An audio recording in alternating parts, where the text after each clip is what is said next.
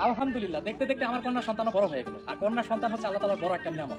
ঠিকই বলেছেন মানিক কাকা, কন্যা সন্তান আল্লাহ তাআলার একটা নেয়ামত। তো আপনি যেভাবে বউ দিয়ে ব্যবসা করতেছেন, তো এভাবে যে বউ দিয়ে ব্যবসা করে ভিডিও আপলোড করতেছেন আর মেয়ে আপনার কি রকম হবে? তো আপনার বউয়ের মতো আপনার মতোই হবে। এই কন্যা সন্তানকে যদি আপনি ইসলামের পথে পরিচালনা করতে পারেন, তবেই কিন্তু আপনি জান্নাতের মালিক হতে পারবেন। মানে এখন ভিডিওতে ভিউ আইতেছে না, তো কিভাবে ভিউ নেবে? তো এখন যে ছোট যে মাসুম বাচ্চা আছে এনাকে নিয়ে ভিডিও তৈরি করতেছে, তাহলে ভিডিও ভাইরাল হবে। তো সবাই বলে একটা কন্যা সন্তান হওয়া মানে একটা জান্নাতের মালিক হওয়া। ভাই, একটা কন্যা সন্তানকে যদি ওইরকম ভাবে আপনি একটা কন্যা সন্তান হওয়া মানে একটা জান্নাতের বাগান, তো এটা কথা ঠিকই বলছেন, কিন্তু আপনি তো কাজ করেন বে ঠিক, আপনি সৌদি থেকে এসে বউ নিয়ে ব্যবসা করতেছেন, তো এটাই হচ্ছে আপনাদের নিয়ম নীতি। আর আপনার পোলাপান কি রকম হবে?